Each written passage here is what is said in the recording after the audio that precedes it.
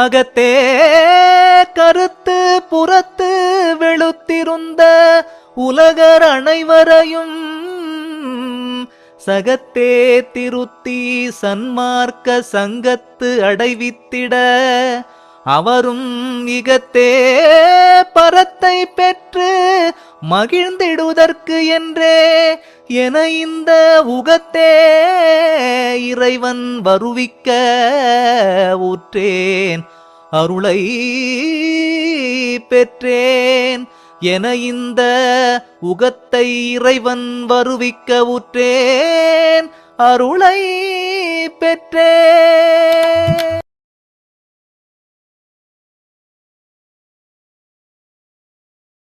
அருட்பெரும் ஜோதி அருட்பெரும் ஜோதி அருட்பெரும் ஜோதி அருட்பெரும் ஜோதி. திரு அருட்பிரகாச வள்ளலார் திருவடிகளே சரணம்.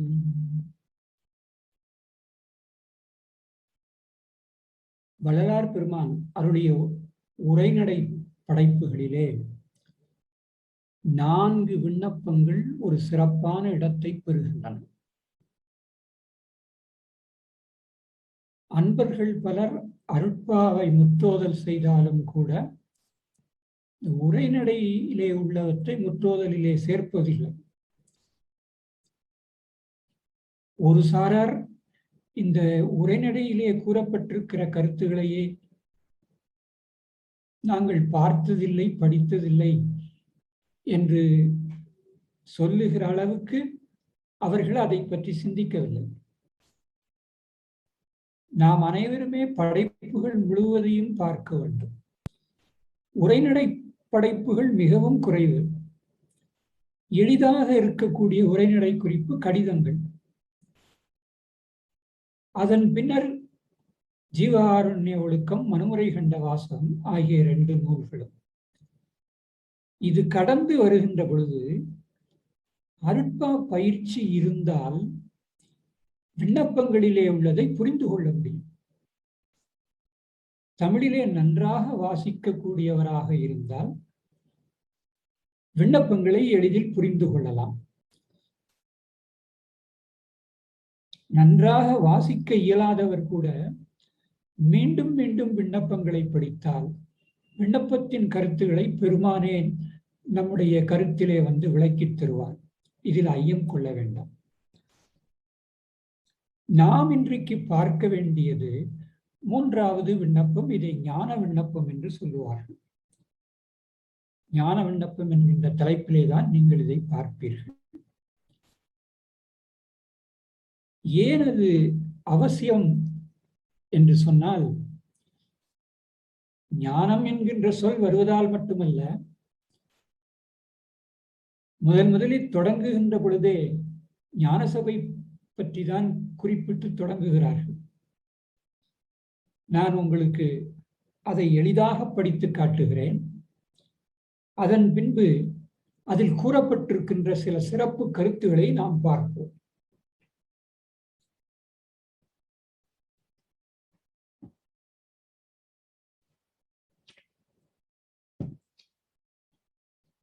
சமரச சுத்த சன்மார்க்க சத்திய ஞான விண்ணப்பம். இயற்கை விளக்கம் என்கின்ற சத்திய ஞான சபை கண்ணே. கடவுளை விழிச்சுதான் இந்த விண்ணப்பத்தை அவர் எழுதுகிறார்.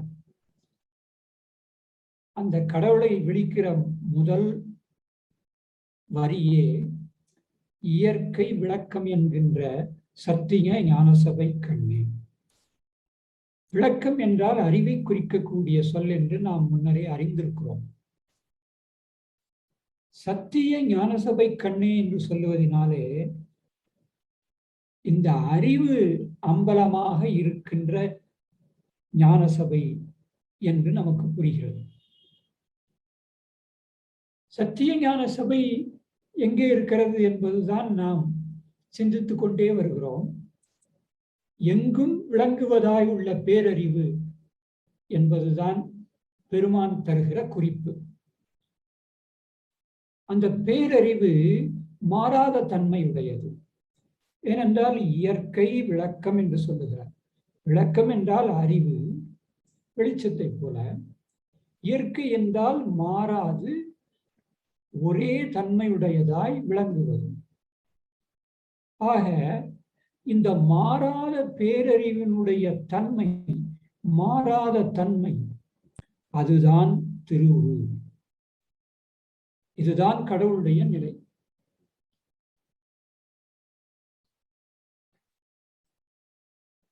இந்த கடவுளின் நிலையையும் இயல்பையும் கூறிதான் பெருமான் தலைமை கடவுளே என்று அழைக்கிறார். இயற்கை விளக்கம் என்கின்ற சத்திய ஞான சபை கண்ணே, இயற்கை உண்மை என்கின்ற சத்திய திருவுருவினராய், இயற்கை இன்பம் என்கின்ற சத்திய திருநடம் செய்தருளுகின்ற இயற்கை தனிப்பெரும் கருணை தனிப்பெரும் பதியாகிய தனித்தலைமை கடவுளே.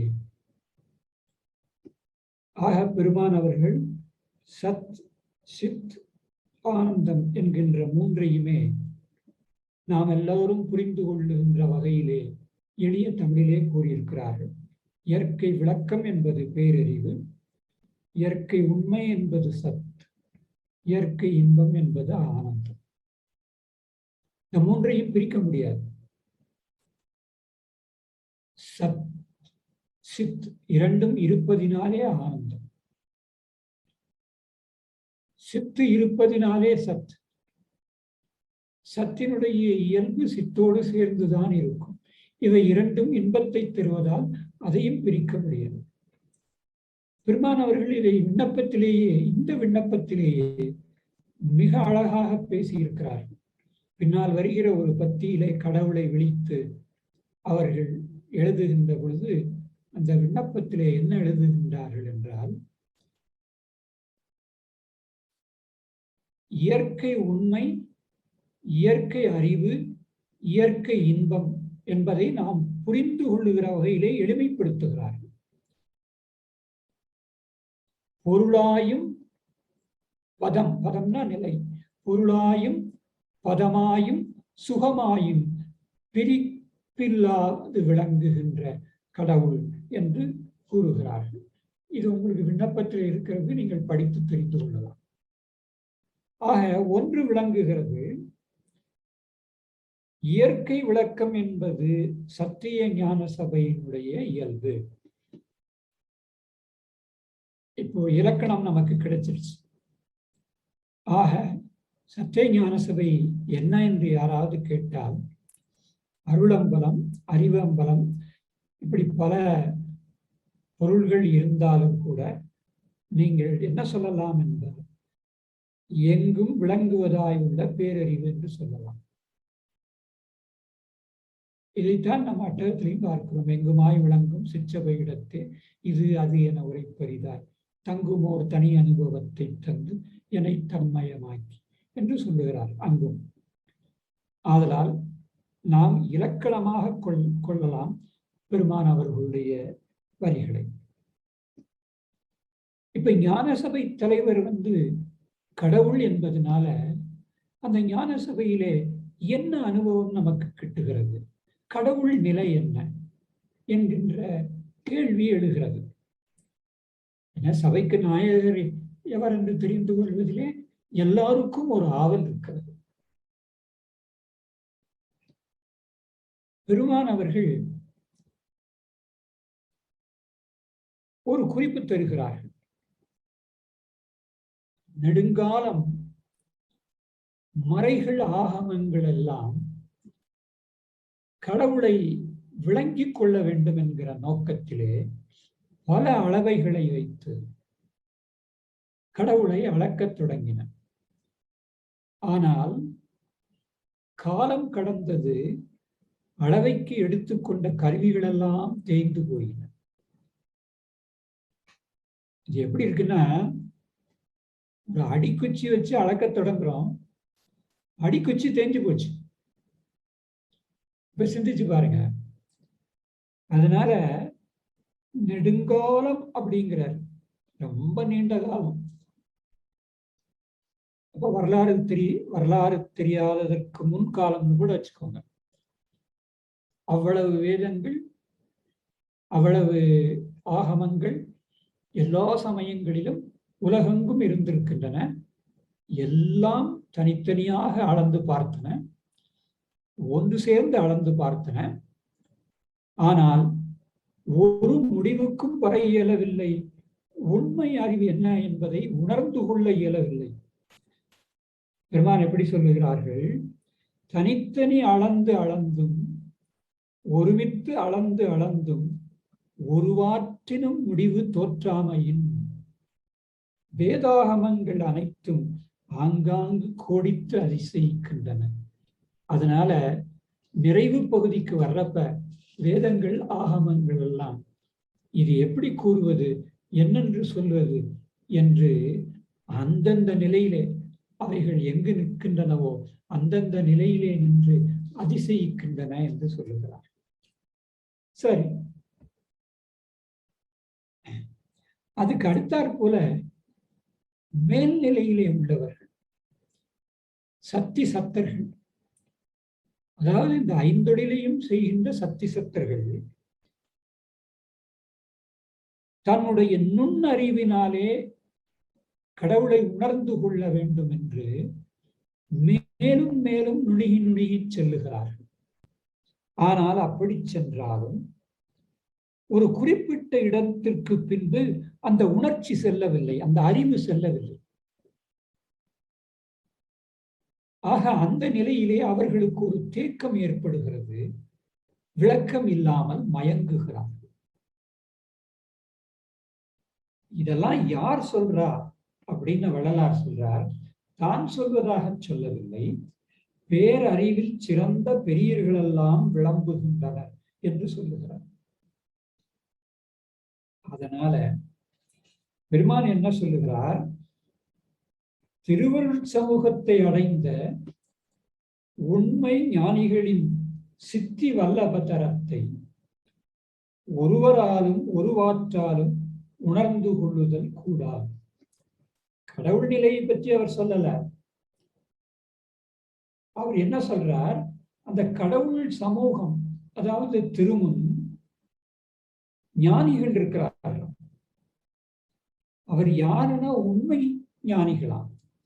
அவர்கள் என்ன பேறு பெற்றார்கள், அதனுடைய வல்லபம் என்ன, ஆற்றல் என்ன என்பதை ஒருவாறு உணர்ந்து கொள்ள, முழுவதும் அல்ல, ஒருவாறு, அந்த ஒருவாறு உணர்ந்து கொள்ளுதல் கூட கூடாது என்று ஐயமில்லாமல் நான் தெரிந்து கொண்டேன் என்று எழுதுகிறார். இங்க நாம் அறிந்து கொண்ட சிறியேன் உண்மை ஞானிகளுக்கு சித்தி வல்லபதரத்தை கொடுத்தருடைய திருவருட் சமூகத்தின் இயற்கை உண்மை விளக்கத்தரத்தை எங்கனம் அறியத் தொடங்குவேன். ஞானிகளை பற்றியே தெரிந்து கொள்ள முடியவில்லை. இந்த ஞானிகளுக்கு இந்த நிலையை தந்தாரே எம்பெருமான் அருட்பெருஞ்சோதி ஆண்டவர், அவருடைய இயற்கை உண்மை விளக்கம் என்ன என்பதை நான் எப்படி அறியத் தொடங்குவது என்று கேட்கிறார். அதாவது இந்த வழியில போனா அறியலாம், இதை படிச்சா அறியலாம், அவர்கிட்ட கேட்டா அறியலாம் அப்படின்னு பல வழிகள் இருக்கு. அதுல எந்த வழியிலையுமே இது அடங்கல. அதனால பெருமான் என்ன சொல்லுகிறார்? இயற்கை உண்மை விளக்கத்தரத்தை எங்கனம் அறியத் தொடங்குவேன் என்று சொல்லுகிறார். நம்ம சுத்த சன்மார்க்கத்துல கடவுள் ஒருத்தர் தான். அவர் அருளால சுத்த பிரணவ ஞான தேகங்கள் பெற்றவர் பலர். அவங்கதான் அவருடைய திருவருட் சமூகத்துல இருக்கிறாங்க, முன்னால இருக்கிறாங்க. அவங்கதான் கடவுள் நிலை அறிந்து அம்மயமான உண்மை ஞானிகள்.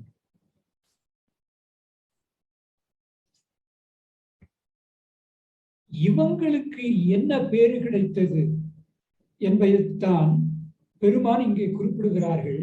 அதை எங்கனம் அறிய இயலுவேன் என்று அதிசயிக்கிறார்கள். உண்மை ஞானிகள் நிலையே அறிய இயலாது எனில் அந்த நிலையை அவர்களுக்கு அளித்த திருவருளினுடைய நிலையை எப்படி அறிவேன் என்கிறார். திருவருள் என்பது இங்கு அருட்பெரும் ஜோதி ஆண்டவருடைய அருளாகிய ஆற்றல். அதனால ஒரு முடிவுக்கு வந்துதான் பெருமான் பேசுகிறார். சரி, நான் இடையில உள்ள 2-3 பகுதியை விட்டுறேன். நாம எடுத்துக்கொண்ட கருத்துக்கு மிகவும் அடிப்படையாக உள்ள அடுத்த பகுதிக்கு நான் வருகிறேன். பெருமான் இந்த இடத்துல நடுவில் உள்ள பகுதிகளில் என்ன பேசுகிறார்கள் என்றால், இந்த ஐந்தொழில் செய்கின்ற கருத்தர்கள் எல்லாம் இறைவனை கருதுதற்கு வேண்டும் என்று எண்ணுகிறார்களாம். ஆனால் அவர்களுக்கு அந்த தகுதி இல்லையே என்று மயங்குகிறார்கள். அதை போல மூர்த்திகள் இறைவனுடைய பெரும்புகழை பேச வேண்டும் என்று விரும்புகிறார்களாம். ஆனால் அந்த துதித்திற்குரிய நாக்கு செம்மையானதாக இல்லையே என்று அஞ்சுகிறார்களாம். நம்ம நிலைமை என்னன்னு எனக்கு புரியல. ஐந்தொழில் கர்த்தர்கள் கருதுதற்கு தயங்குகிறார்கள். மூர்த்திகள் துதிப்பதற்கே தயங்குகிறார்கள். என்ன காரணம் என்றால், பின்வரும் பகுதியிலே வள்ளலார் பெருமான் குறிப்பிடுகிறார்கள். அதனுடைய சுருக்கத்தை நான் உங்களுக்கு இப்பொழுது சொல்லுகிறேன். மூர்த்திகள் நாக்கு சுத்தமாக இல்லை, தூய்மையாக இல்லை என்று வருந்துகிறார்கள். அதனாலே அஞ்சுகிறார்களாம். ஏனென்றால் உண்மை கூறல்ல இருந்திருக்கிறோம். அதுபோல சுபகுணங்கள் இருக்கு, அந்த சுபகுணங்கள்ல இல்ல. பயனில்லாத பேசுதல், அது போன்ற அசுப குணங்கள், சுபகுணம் இல்லாத அவகுணங்கள், அந்த குணங்களிலே இருக்கிறபடியால் தயங்குகிறாங்களாம். எவ்வளவு தூய்மை வேண்டும் என்று இந்த மூர்த்திகளும் தலைவர்களும் விரும்புகிறார்கள் என்று நீங்கள் சிந்தித்து பாருங்கள். அவ்வளவு தூய்மை நமக்கு வேண்டும். தெய்வமணி மாலையிலே பெருமான் சொல்லி இருப்பது போல, பிரதமை சீ என்று நாயென்று பேயென்று தீங்கு சொல்லாத தெளிவு வேண்டும் என்று. அதுபோல பணிந்து பேசுதல், இனிய பேசுதல், இவையெல்லாம் நாக்குக்கு அடிப்படையான இலக்கணங்கள். ஆக நம்ம உள்ளம் அதிலே பண்பற்றிருந்தால்தான் அத்தகைய சொற்கள் நமக்கு இந்த நாவினாலே உச்சரிக்க வரும். அதனால ஐந்தொழில் கர்த்தர்களும் இயலவில்லை, மூர்த்திகளும் இயலவில்லை. அடுத்து என்ன செய்கிறார்கள் பெருமான்? இறைவனுடைய அந்த பெரும் கருணையை துதித்தற்கும் பெரும் புகழை பேசுவதற்கும் தியானிப்பதற்கும், அதாவது கருத்துவதற்கும், அவருடைய நிலையை அறிவதற்கும் நான் தொடங்கினேன் என்று பேசுகிறார். அதுல ஒரு நயம் என்ன என்றால், தொடங்குவதற்கு முன்னர் இதெல்லாம் செய்யலாம் என்று எனக்கு தோன்றியது. ஆனால் தொடங்கிய உடனேயே இது எப்படி தொடங்குவது, எதை சொல்லுவது என்று என்னுடைய இயலாமை புலப்பட்டது என்ற அளவிலே பெருமான் அவர்கள் பேசுகிறார்.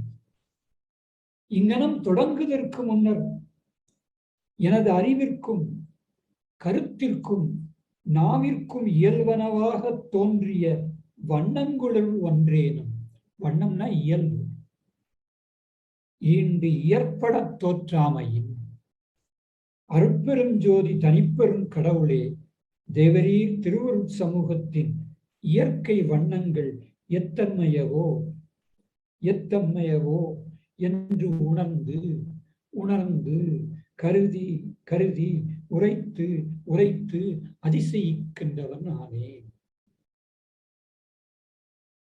இதுக்கு அடுத்தாற் போல வள்ளலார் பெருமான் நமக்கு சொல்லுகிற விளக்கத்தை வேறொரு வழியிலே சொல்லுகிறார்கள். எப்படி சொல்லுகிறார்கள் என்றால், 6 அந்தங்கள் பெருமான் சடாந்தம் என்று குறிப்பிடுவார்கள். இவர்கள் யார் என்றால், சமயத்தை கடந்தவர்கள், மதத்தை கடந்தவர்கள், சமய சன்மார்க்கத்தை கடந்தவர்கள், மத சன்மார்க்கத்தை கடந்தவர்கள், தூய அந்தங்கள், அதாவது சுத்த வேதாந்தம், சுத்த சித்தாந்தம், சுத்த போதாந்தம், சுத்த நாதாந்தம், சுத்த கலாந்தம் ஆகிய 6 அந்தங்களும், இதை பற்றி அருட்பெருஞ்சோதி அகவலிலே சிற்றவை என்பது பற்றி நாம் சிந்திக்கிற பொழுது இதை சொல்லி இருக்கிறேன். இந்த 6ம் எப்படி அங்கே குறிப்பிடப்படுகிறது? இவர்கள் அந்த நிலையிலே இருந்து இறைவனுடைய திருவருளை பெற்று தத்துவங்களை எல்லாம் கடந்து இறைவனுடைய பேரறிவிலே தன்னுடைய அறிவையும் பெற்று அவர்கள் அந்த நிலையிலே இருக்கிறவர்கள். ஆக அந்த நிலையிலே இருக்கிறவர்களை 6 அந்தங்கள் அல்லவா, அதனால பெருமான் அவர்கள் இங்கே ஒரு எடுத்துக்காட்டு, மிக அருமையான எடுத்துக்காட்டு சொல்லுகிறார்கள். அதை நீங்கள் அந்த விண்ணப்பத்திலே கட்டாயமாக படிக்க வேண்டும். கவனியுங்கள்.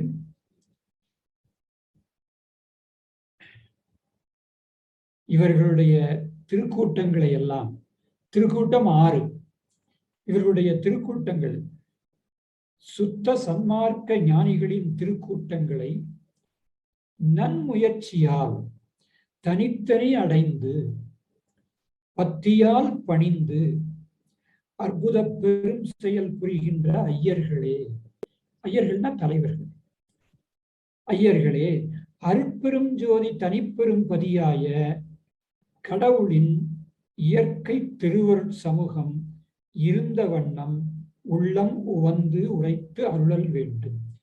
என்ன கேட்கிறார்?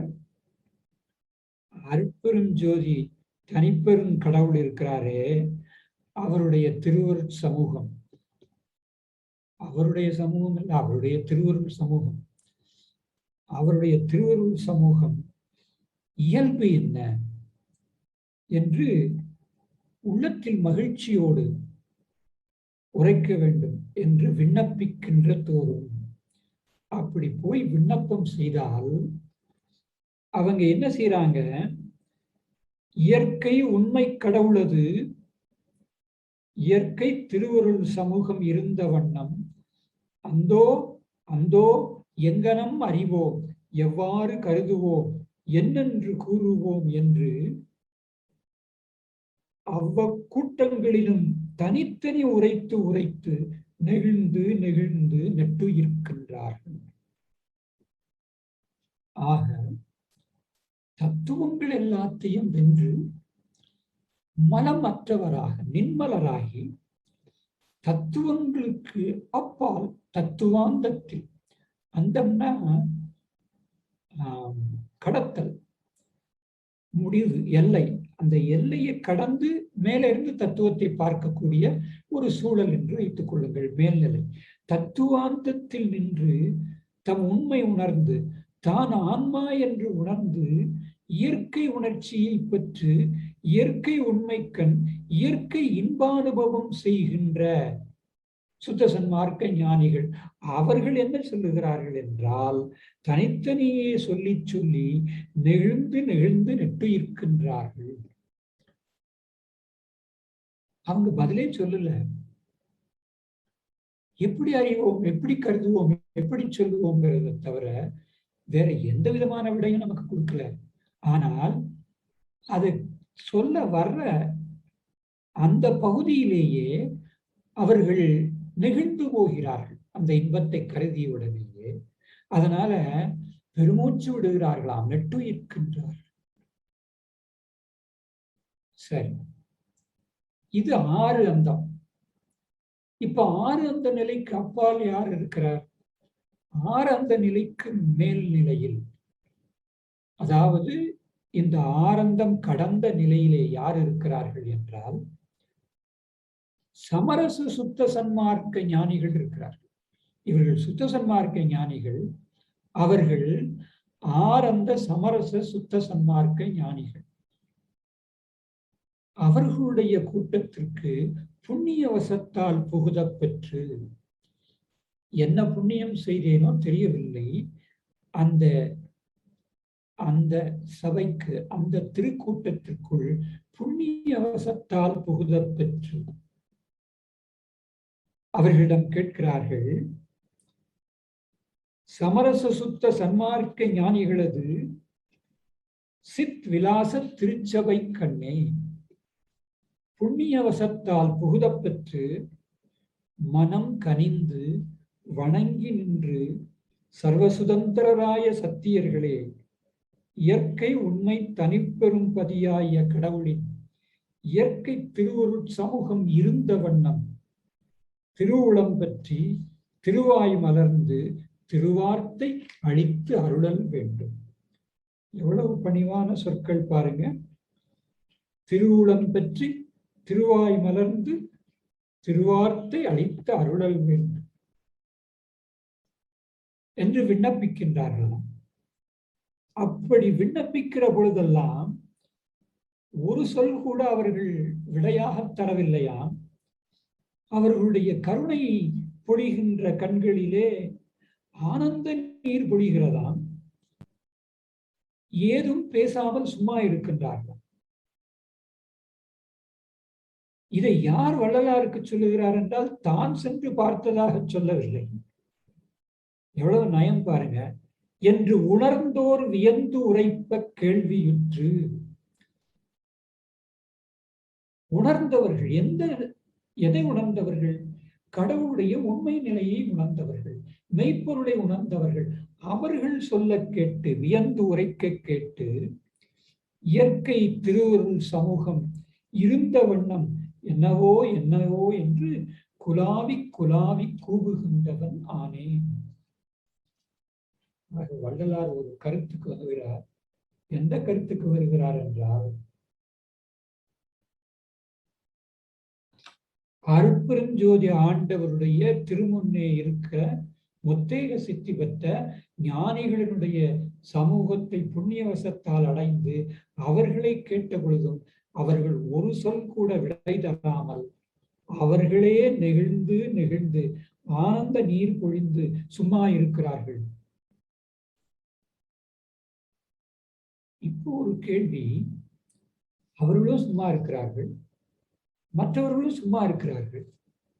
நாம எப்படித்தான் அவரை உணர்ந்து கொள்வது என்று ஒரு வழி இருக்கு. அந்த வழி எளிதான வழிதான். ஆனா அந்த வழியில போகணும்னு நாம முடிவு பண்ணணும். நமக்கு குடும்பம் இருக்கு, வேலை இருக்கு, செய்ய வேண்டிய பணி நிறைய இருக்கு, சேர்க்க வேண்டிய சொத்து நிறைய இருக்கு, வீட்டுல உள்ளவங்களுக்கு எல்லாம் கல்யாணம் காட்சி எல்லாம் அப்படி அப்படியே நிக்குது கொரோனானால. அதனால எத்தனையோ பணிகள், அதுல இன்னும் நம்ம கருத்து செல்லவில்லை. பெருமான் அவர்கள் ஒரு பாடலிலே மிக அருமையாக இதை சுட்டி காட்டுகிறார்கள். இறைவனை ஏத்தும் இன்பம் என்கிற தலைப்பிலே 6ஆம் திருமுறை பாடல் 4031 உரநடிகள். தத்துவம் அனைத்தும் தவிர்த்து நான் தனித்த தருணத்தில் கிடைத்தது ஒன்று என்போ. எல்லா தத்துவமும் கடந்து நான், இந்த இடத்துல நான் என்றால் அறிவு பொருளாகிய ஆன்மா, நான் தனித்த பொழுது அந்த தருணத்திலே எனக்கு கிடைத்தது இந்த அருட்பெருஞ்சோதி ஆண்டவருடைய இன்பம் என்று சொல்லலாமா என்று என்கோ.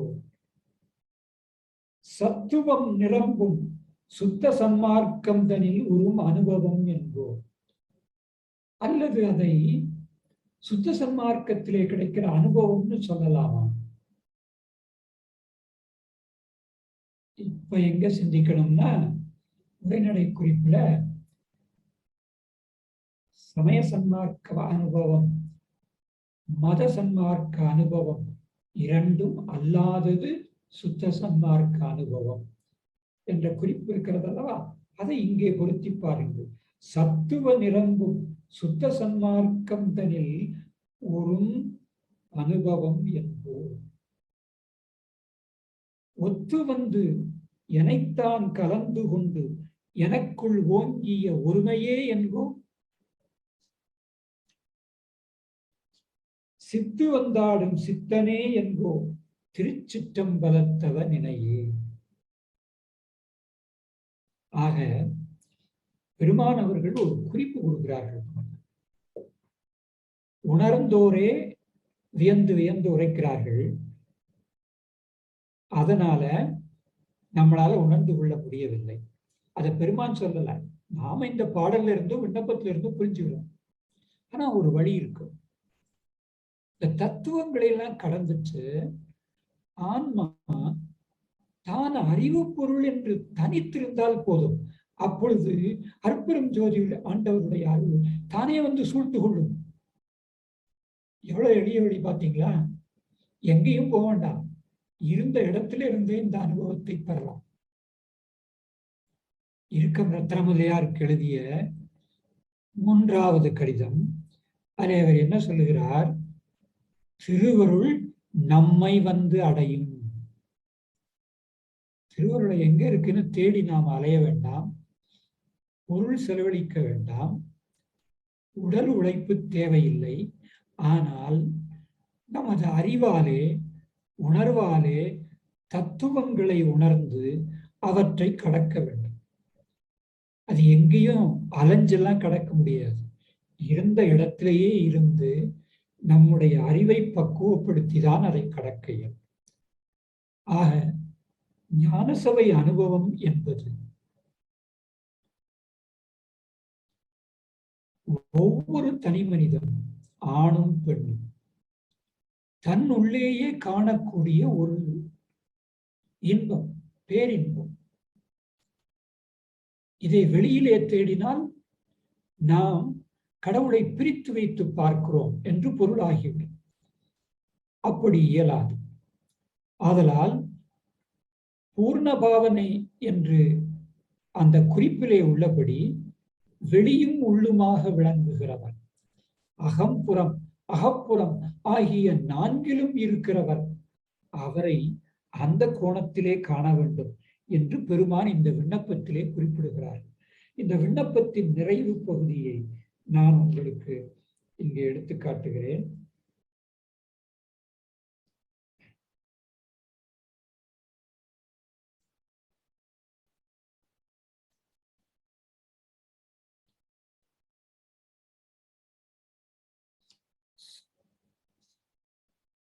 அதாவது பெருமான் அவர்கள் இங்கே ஒரு பட்டியல் குறிப்பிடுகிறார்கள்.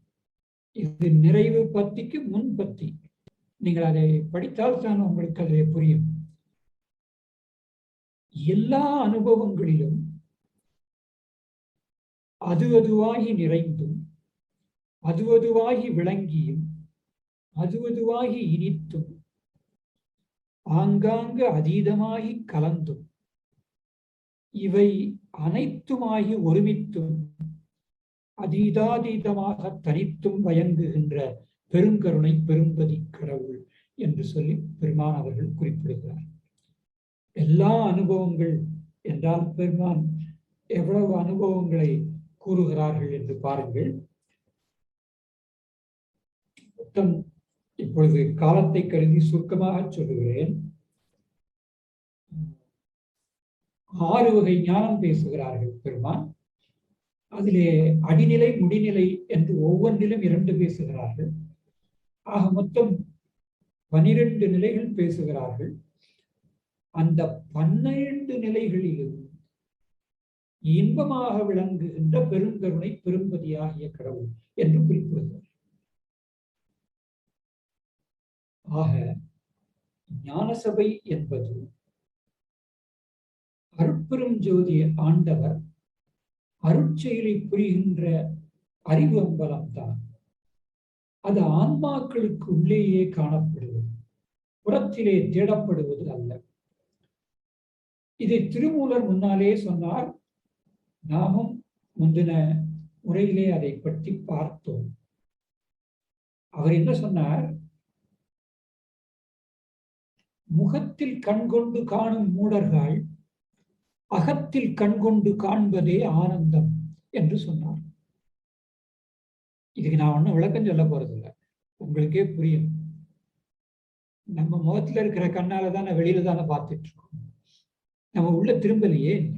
அகத்தில் கண் கொண்டு காண்பதே ஆனந்தம் அப்படின்னு சொன்னார். அதனால அகத்திலே உள்ளவரைத்தான் நாம் காண முயற்சி பண்ண வேண்டும். அதற்கு முதல் படி தத்துவம் கிடத்தல். அதனால் இதை பற்றி நீங்கள் அனைவரும் சிந்திக்க வேண்டும் என்று கேட்டுக்கொள்கிறேன். வணக்கம், வாழ்த்துக்கள்.